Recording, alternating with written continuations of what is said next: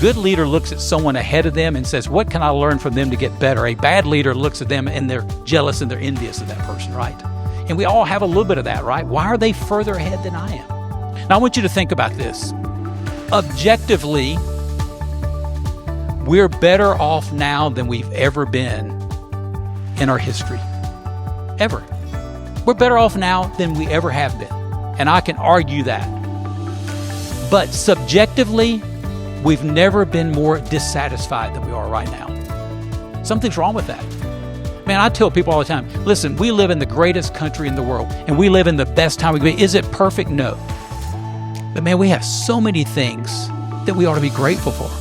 King Charles was just in the U.S.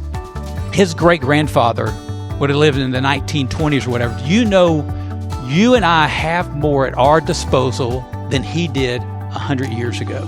Think about it. You are wealthier now and have more quality of life things than kings had 100 years ago. But we're dissatisfied. We don't have enough. Think about 100 years ago. Did he have air conditioning? We sure like that in Texas.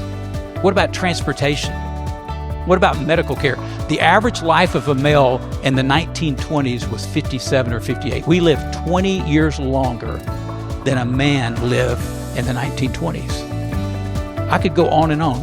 We are better off than kings were 100 years ago.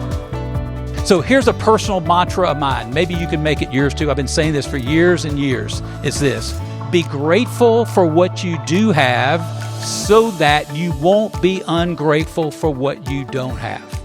Man, I live by that. I want to be grateful for what I do have. I am so thankful. Every day I do a little regiment, my plan on my 3x5 card. I'll write down 3 things that I'm grateful for. By the way, today is my 24,259th day and counting.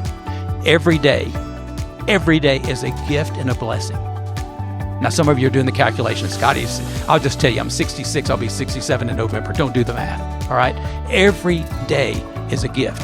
We engage our reticular activating system saying, hey, I'm looking for things to be grateful for versus being ungrateful. Be grateful for what you do have so that you won't be ungrateful for what you don't have.